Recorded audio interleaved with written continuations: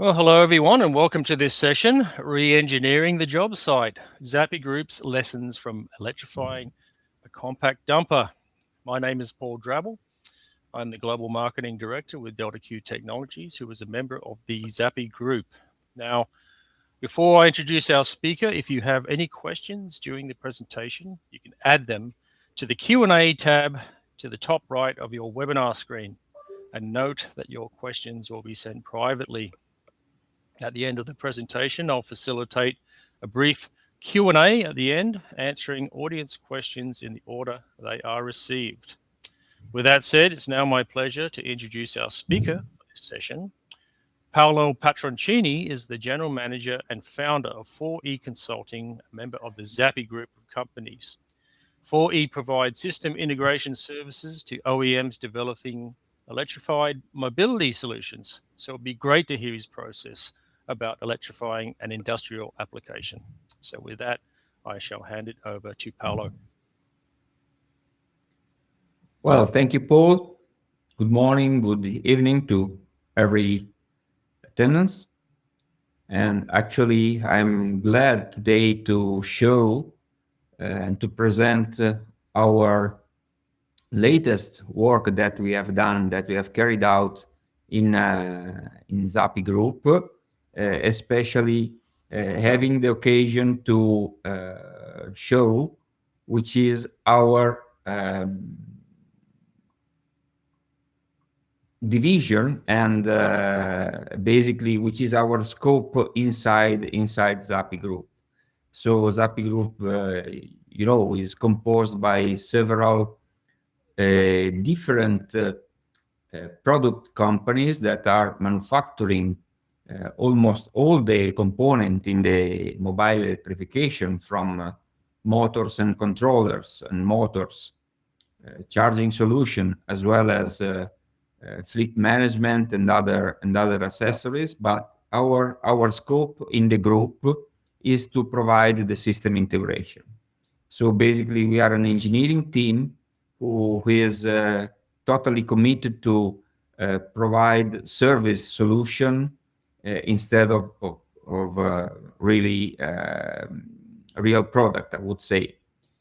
And what's a better occasion to provide system integration than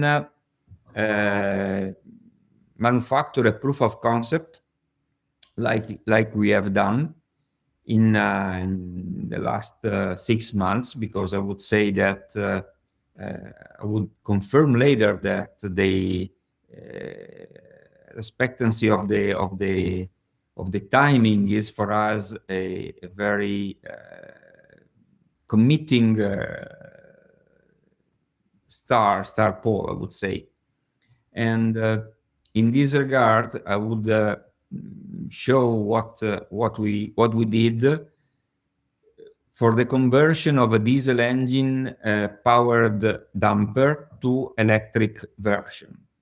So the idea, the aim was to procure an unbranded machine, which is a sort of representative of many different similar vehicles, and to provide a complete system integration, converting this into full electric. It means that with this exercise, we had the chance to perform the complete electrification, but basically starting from something that is not available in terms of drawings, in terms of data sheet, in terms of specification, and so on. Simply retrofitting something which exists without having almost any information. So collecting data on the field, identify which is the best layout possible, measuring and evaluating which is the best architecture possible, and then manufacture the prototype at 360 degrees in terms of design, conversion of the diesel-powered hydraulic to electric hydraulic system, providing also the software, so coding the software, and I would spend some words later about the software, about the vehicle software, and including the proto manufacturing. Basically, what is the purpose? What was the purpose? The purpose was to integrate as many components from ZAPI Group as possible. So we have used the converters, the inverter from ZAPI, which is the inverter for the motion, for the propulsion. We have used the motor from Best Motor, which is another company of the group. So in this case, the two motors, one for the propulsion and one for the hydraulic. For the propulsion, we have used the inverter to control the motor. For the propulsion, we have used the inverter from InMotion, as well as the electric motor for InMotion. Regarding the battery, we have manufactured in-house the prototype battery in order to fulfill the packaging requirement, which is a lithium battery pack, is composed by two packs, every one with a 20 kilowatt-hour capacity each, and the voltage is 96. And the battery charger is the latest product from ZAPI family, so still ZAPI Group, which is the CT3.3. The control has been the human control has been introduced with the joystick again from ZATP, which is another company of ZAPI Group. So this is the basic layout of the electric architecture. As I've said, we have converted the diesel into the electric system, into the electric machine, without any mechanical changes into external shape. So to do this, we have basically identified which is the electric architecture, starting from the storage of energy. As I said, we have used two LFP custom batteries. Total power is for 40 kilowatt-hour.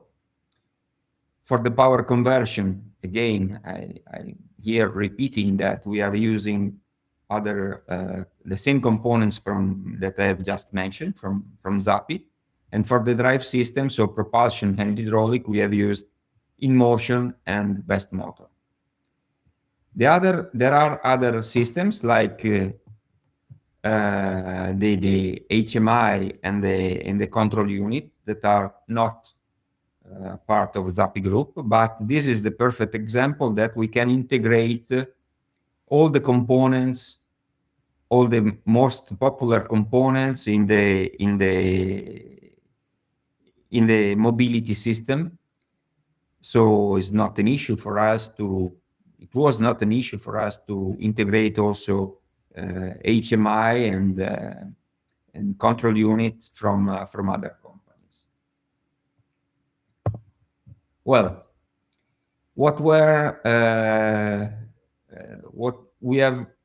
we've been focused mainly on the complexity of the work, because actually, as said at the beginning of this conversation, we haven't had any manual, any data sheet from the machine. The machine was simply procured on a custom dealer, so without any interaction with the headquarter of the companies that produced the machine.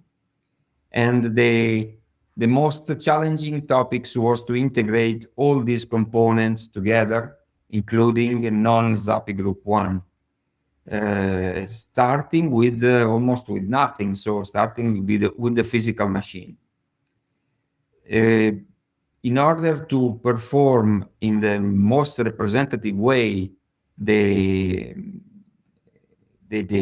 activities, we have used, we've been committed by our team to adopt and code a software already compliant with the safety regulation. So we have used the ISO 13849 in order to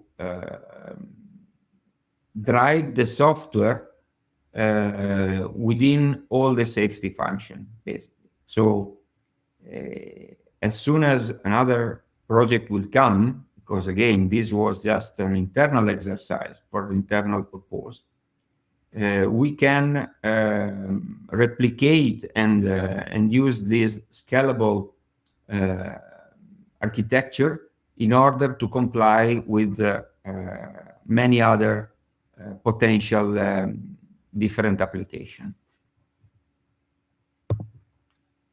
What we do, or basically, which is the process flow that we follow.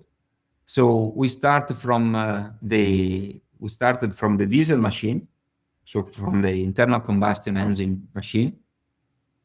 Since we don't have any other manual or data sheet, and even drawing or everything, we have simply made a reverse engineering of scanning the frame, scanning the external hood and covers and so on, in order to do not modify this or minimize the modification to be introduced for the electrification.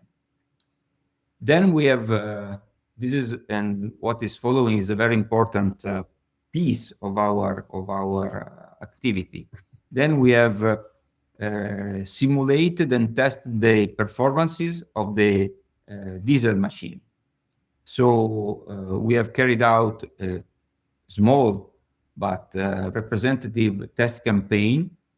During this, we have collected all the data, as much as possible data, of course, of the performances, limitation, and what are the basic duty cycle of this type of machine. Then we have simulated, we have modeled the system and replicated it in order to select the best architecture possible. So we have developed several tools, several software, with basically using MATLAB Simulink, replicated this type of machine, and identifying then the potential, some of the potential electric architecture to be implemented, in order also to be compatible with the mechanical layout.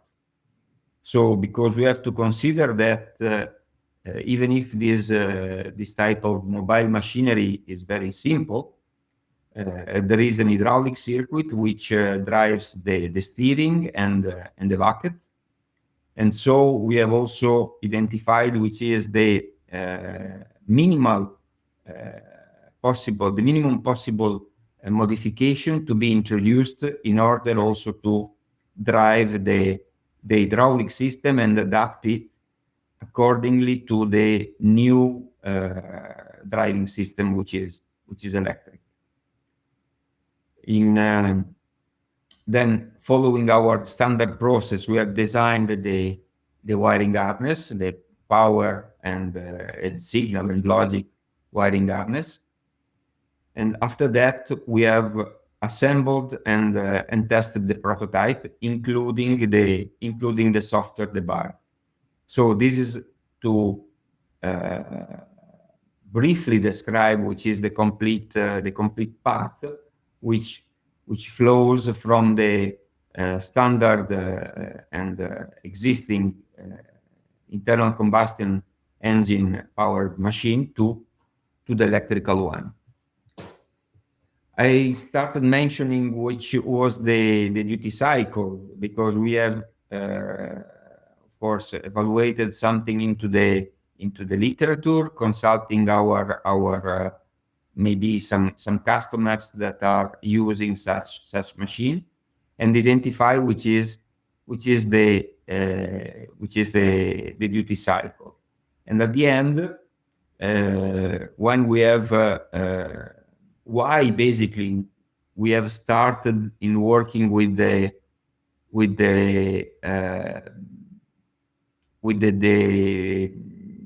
dumper, with this type of machine, because we have actually identified this because of the highly intermittent type of duty cycle and stop and go. So this is very typical duty cycle for the and good for the electrification, actually.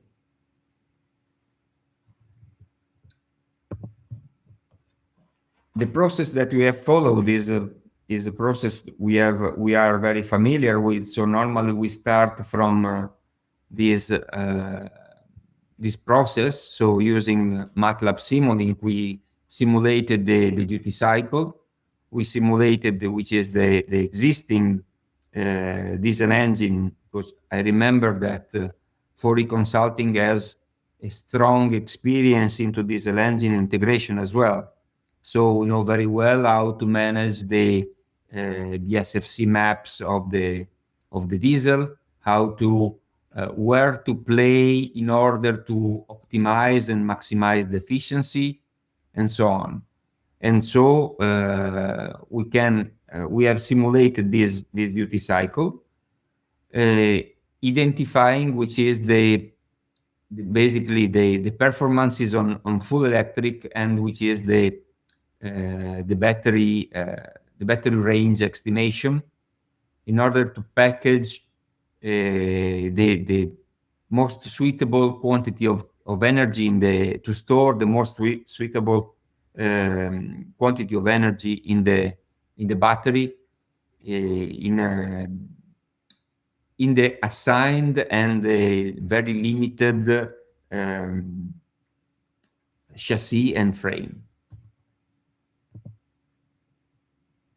So again, these are the major milestone. We will jump point by point into every milestone and describe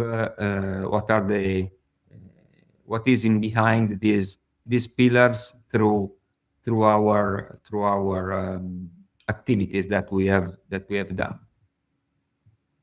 Of course, first of all, we started from the diesel version physically, and we have dismantled everything. So keeping the frame and the chassis as it is, but dismantling the diesel motor, the diesel engine, of course, all the accessories, radiator, mufflers, and also we have dismounted the gearbox in order to understand and learn the gearbox ratios, which was unknown unless to open the gearbox and check and count teeth by teeth the gears in the gears. After that, we have done the packaging study, starting from a reverse engineering with laser scan. So in order to identify how to integrate the new components and how to design the new components, we have carried out this reverse engineering. And then we have packaged with our designers, which are the components that we plan to fit into the machine. So customizing a little bit the hood with the two batteries, in order also to keep the weight balance under control. because we have removed the diesel and we have replaced it with the 2 battery packs that you are seeing there. And in order to have a more fluent and neat layout of the different components, of the different new components. Not only CAD 3D, but not only design, but a lot of physical work, because of course, if we must not change externally the shape and the layout, we have to squeeze our brains and identify what are the best position and what are the best solution possible. Cut and weld again, so steel manufacturing. That this is, I would say that all these activities are in some way facilitated because we are located in Italy, in the north of Italy, in the Motor Valley.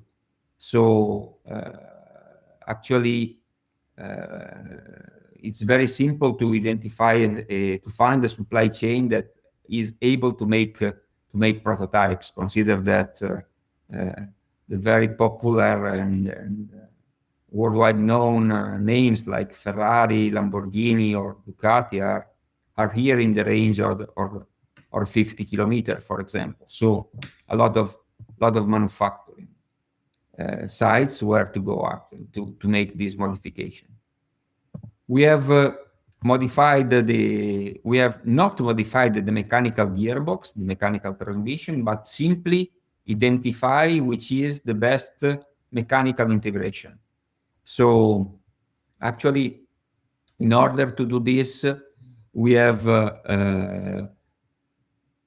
adapted basically a flange and the mechanic and the gearbox and the shaft, sorry, propulsion shaft, to connect the electric motor, which is a permanent magnet electric motor from InMotion, to the gearbox.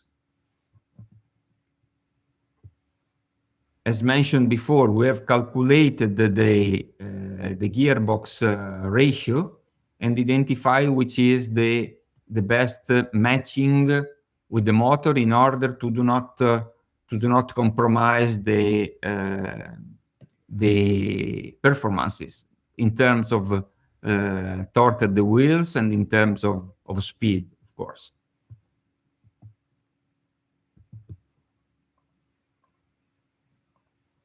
For the hydraulic circuit adaptation, it was, as I said, pretty simple because we started from the reverse engineering of the existing circuit, and then we have here there are some handwritten sketches.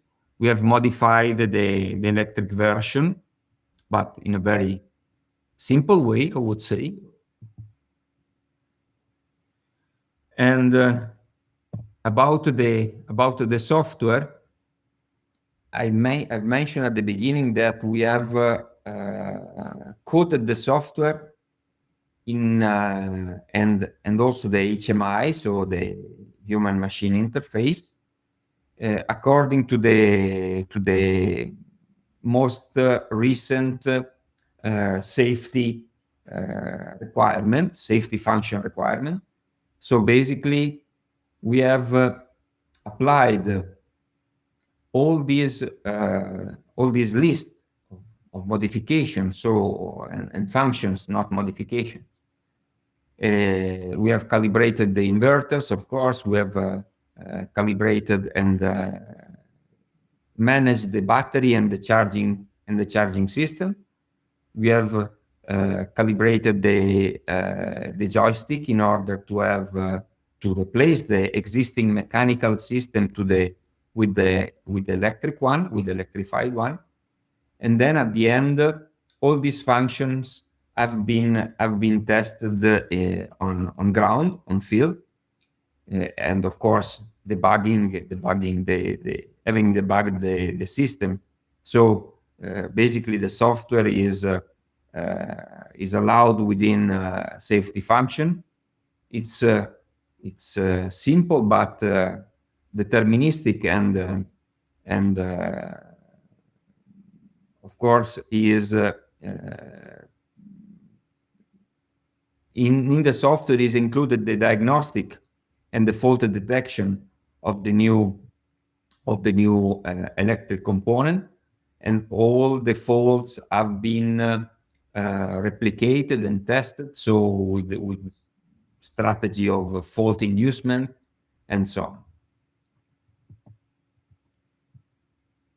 And this is basically the specification of the ISO 13849, which we are familiar with, and we follow this type of strategy to code the software. Regarding the system integration, it looks like a bit mess on the picture on the right side, but as usual, we have identified the component, and then we have drawn the electric schematic diagram, including also all the logic, including also the sensors that are present into the machine. And then, of course, we have manufactured and tested this component. So we are close to the end of the work in terms of mechanical reassembly and manufacturing. So we have modified and manufactured all the bracketing system, all the shaft, and as you can see on the left side of the motor. And at the end, we have, of course, tested the system before to have painted it, in order to rebrand everything with the ZAPI Group colors. Before to recap, I would like to show a very short video.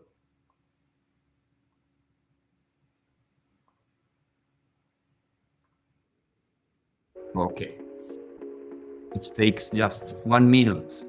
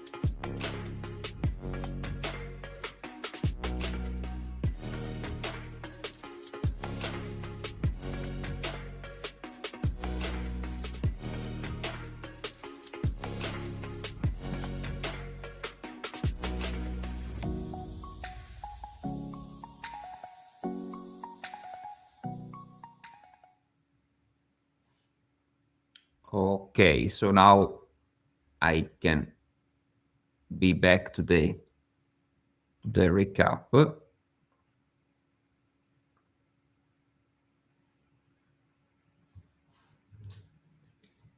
So actually we start from the existing combustion engine machine propulsion, and without here I stated limited documentation, but with almost no documentation. We have electrified this with the ZAPI Group components, but not only with ZAPI Group components, because some other parts were coming from different companies. And the system integration has regarded a 360-degree complete integration from the reverse engineering, which includes the mechanical and the hydraulics also. Then the redesign of the mechanical interfaces, the design of a customized battery pack, because we are not battery pack manufacturer, but in order to perform a very good integration. This type of knowledge is, I feel, it's as mandatory. And then we have designed the new wiring harness for the complete machine, including the both power and signal and logic wiring harness. And last but not least, we have tested and coded the software for the complete vehicle integration. So I think that I'm at the end of the presentation. This is the very last picture. And if there are, there are questions, so I think that, Paul, if you want to. Yes, can you hear me? Okay.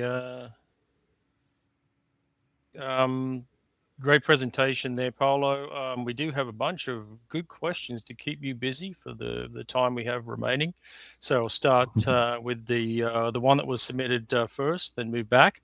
So the first question is, during the electric conversion, to avoid data conflict, what components should a system engineer focus on within the machine?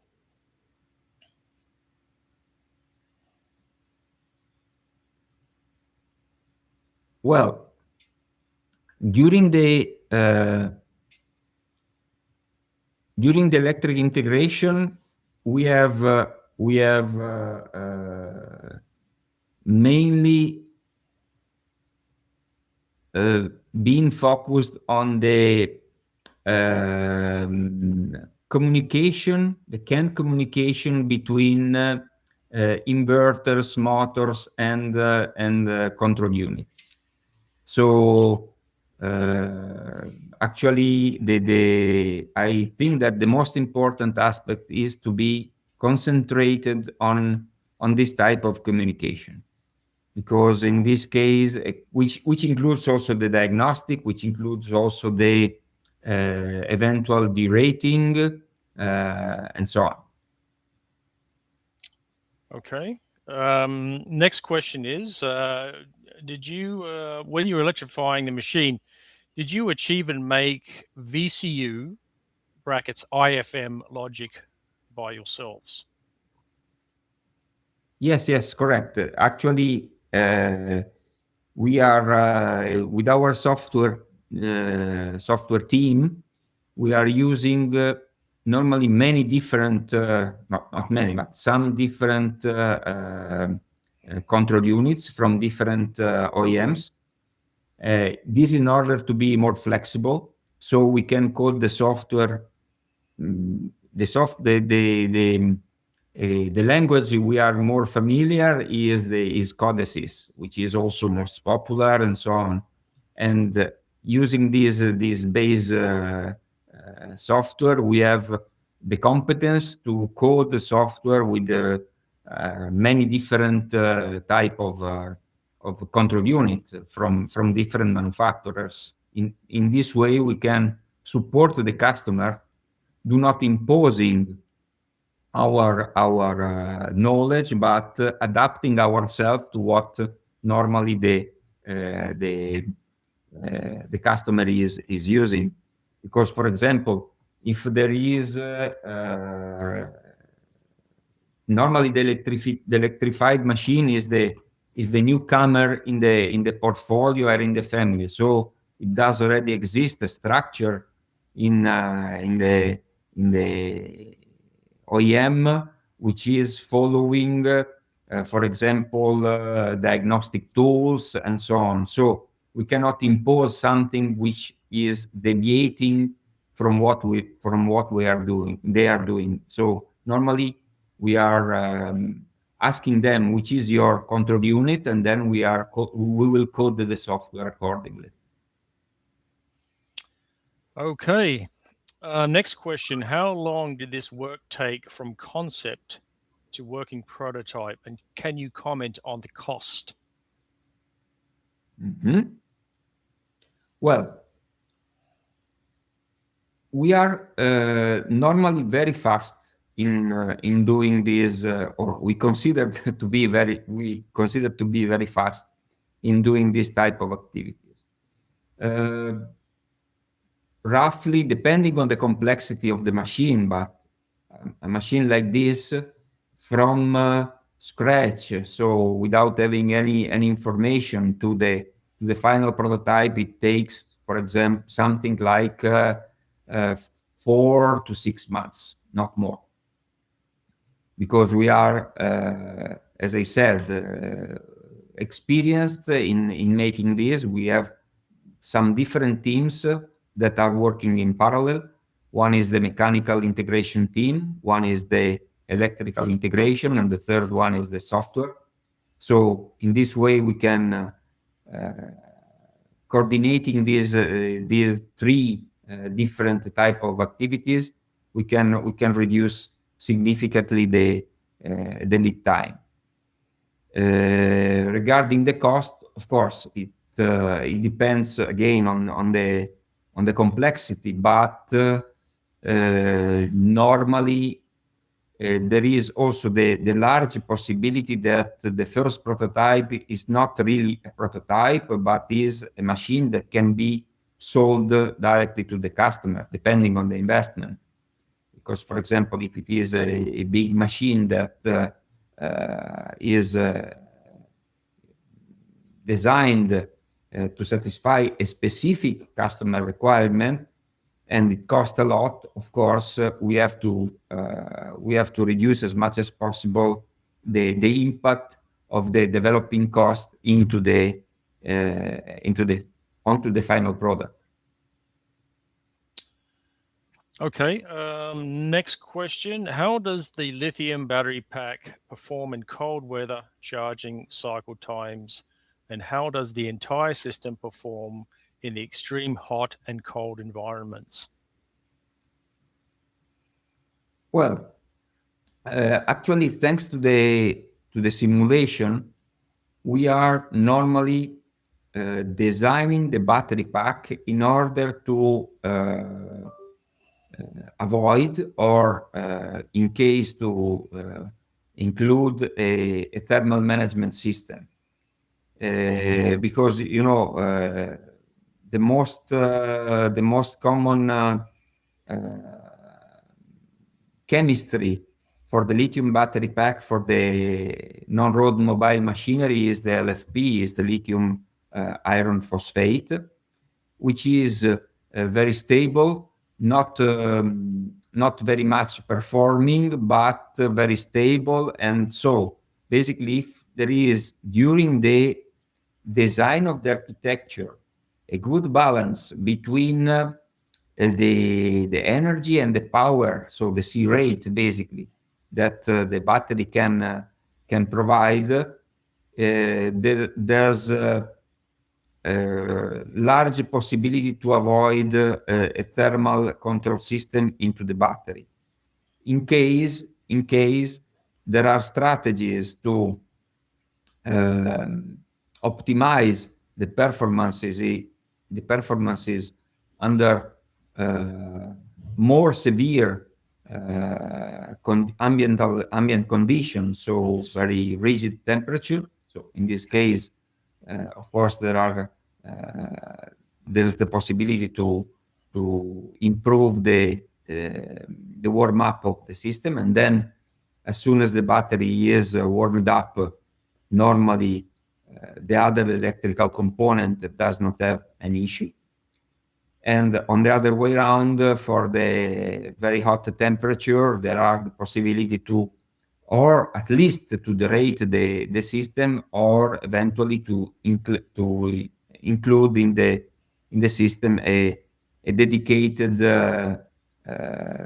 battery thermal management system, so cooling the batteries basically. Okay.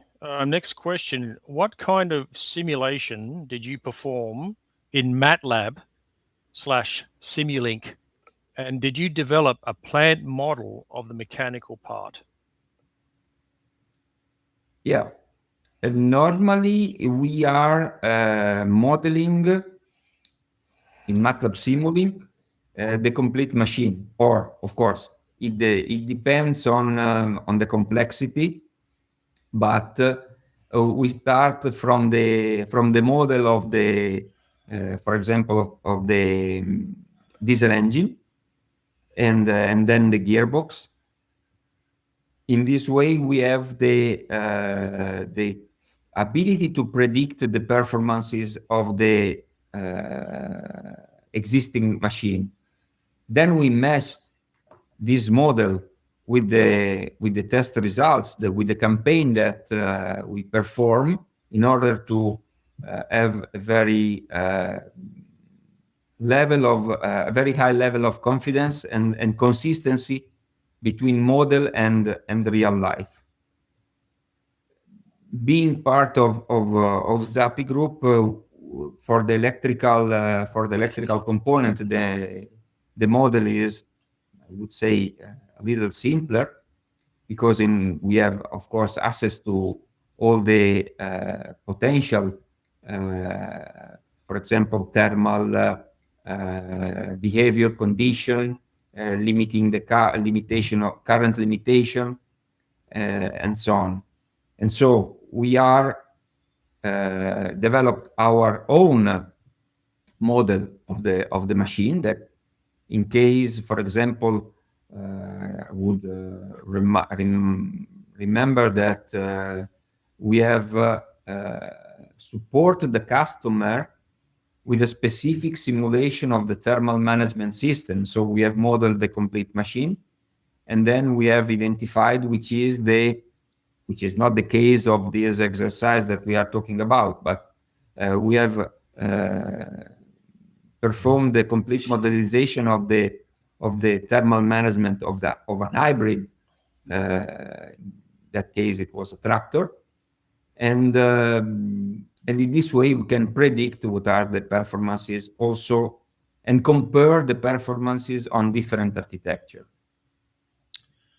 Okay. The next two questions are really curious about the cost again. So, just looking at the cost of the retrofit project, but, also, the cost of the electrified dumper, and maybe what is that compared to a diesel version? And what is the total cost of ownership compared with a diesel machine? So what does it cost to do this? And what's the compared to diesel, and what's the TCO in comparison? Okay, in this case, I can share something. Just a second.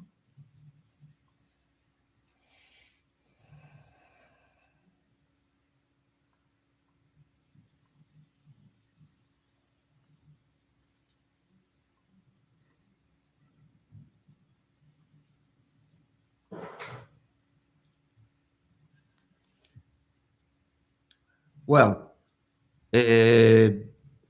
of course, here there are some. This answer is replies to a very typical question, of course. So, what are the benefits that I can have if I want to electrify something which is now running with diesel engines, with diesel motors? First of all, normally you have to make some assumptions, which varies also region by region, because the cost of the electric energy is different region by region, depending on or maybe many agricultural, machines and tractors does have the electric power plant from photovoltaic, for example, and so on. So there is no one answer for all the different cases and different scenario. But generally, if we compare, of course, the diesel with electric, there is, in this specific case for a damper, there is a very higher cost from the electric, because most of the components are cost more than diesel, but overall, in terms of, for example, here we have simulated the TCO in 5 years. The cost of the maintenance is sharply reduced, because with the electric system there's there almost no maintenance, especially if the machine is a little simpler than this one. There is also a different, much different cost of the energy because of the fuel consumption.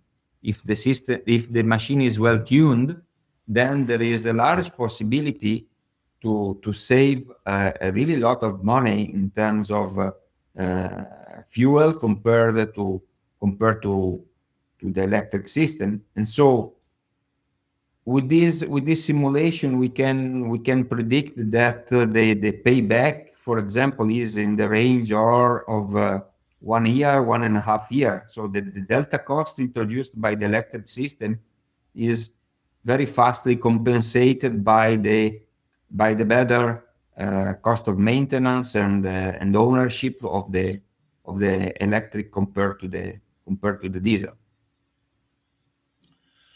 Okay, next question.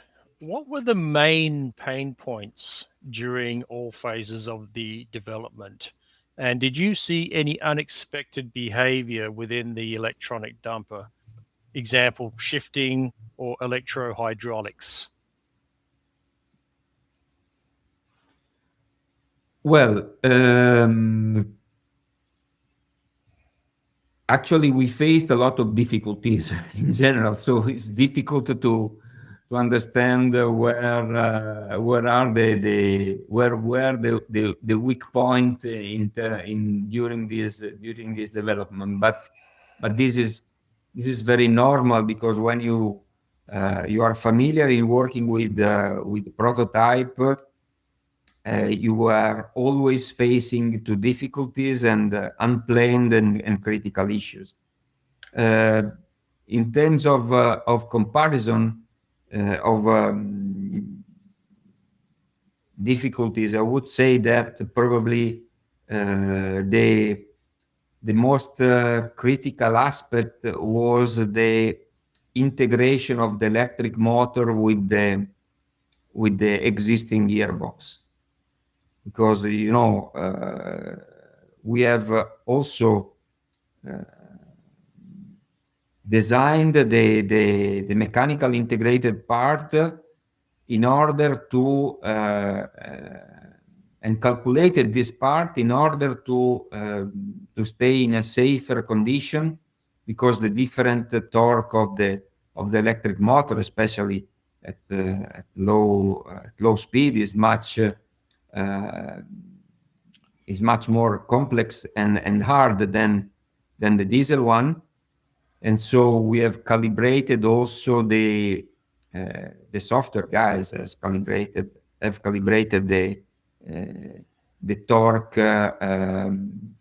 transmission in a smoother way, and so on. So okay. The next question, like UDS and DM in J1939, are there any requirements included in this electronic conversion project, and did you implement these?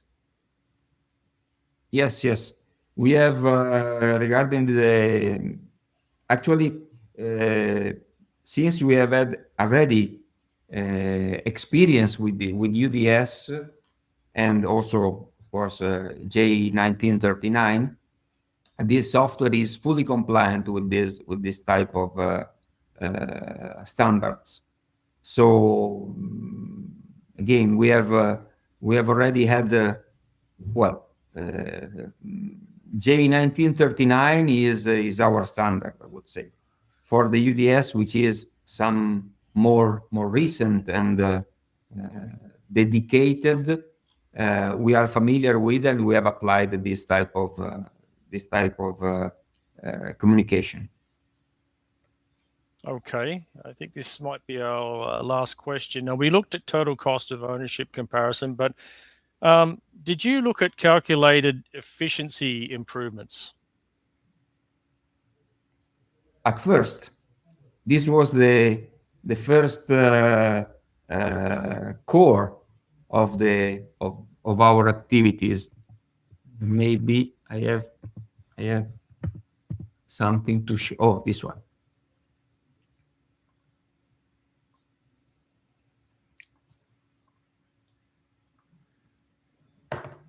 Okay, should come.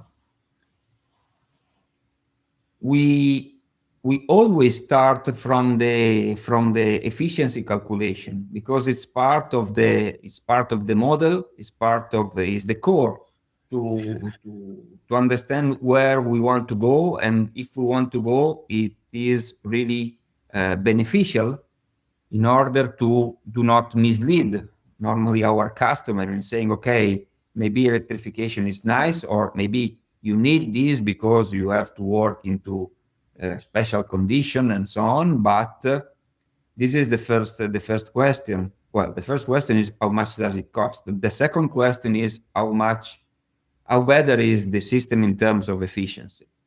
So we compared the two, assuming a specific duty cycle. We have compared the different performance in terms of efficiency, and we have introduced this into the model. So actually, we can say that there's a large possibility to have a significant improvement in terms of efficiency, and these numbers, this feature, are clearly showing what are the results. The most common is of course the regenerative braking, that are a great given from the electrical layout, from the electrical architecture. Okay. All right. So I think we're almost at time here, but one more question came in. So what's next, Paolo? What's the future here, and are there any plans to make this autonomous? Yeah. Good question. Next, on this specific exercise, we have a couple of activities to be carried out. The first is to remove completely the hydraulic and replacing it with linear actuators. In this way, we can have a further improvement of the efficiency using hydraulic actuator.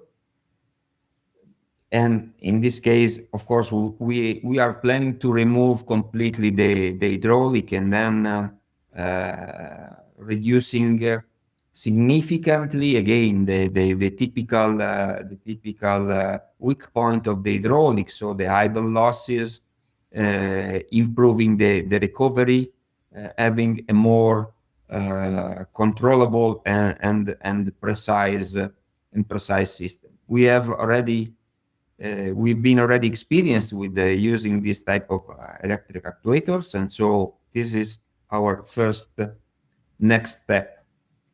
The second is to implement the autonomous driving system from ZAPI Group, and as well as the anti-collision system, which are already in place and part of ZAPI Group. Okay. More questions coming. Okay, maybe it's time for a few more. Okay. Did you consider other driveline arrangements on efficiency, for example, hydrostatic or electric wheel motors? Yes. Well, actually, the idea the flow was driven by to demonstrate that in 6 months, starting from a truck, from a machine which is purchased at the dealer, we can electrify it and provide all the documentation and everything. So the first idea was to do not change, or to change as less as possible. So the existing vehicle was with mechanical gearbox, and honestly, in this case, replace a mechanical with a hydrostatic, it was not considered, because sort of having very similar performances, or even worse complexity in terms of hydraulic driven. The electrification with the wheels, with motor at the wheels, have been also considered, but in terms of layout and also axle modification, it was so impacting. So in this case, also consider that we didn't change the axles, and so it was not part of the next steps after the first architecture evaluation. Okay, that's all our questions for today. So that's terrific. That does bring our session to an end. Perfect timing. And we hope you found the presentation really educational and insightful. Paolo, perhaps if you could just put up your final slide with your contact details there. Sure. Just put up there. So, if you want to connect with Paolo on LinkedIn and maybe get a conversation going, got more questions about electrification, reach out to feel free to reach out. So just a reminder that every session that we do is recorded, and the recording will be sent to all the registrants once the conference has concluded. So I do hope that you can stay with us for more sessions and join another one. But if not, ZAPI Group would like to thank you for being part of this year's Future of Electrification virtual conference. All right, thanks for joining, guys, and take care.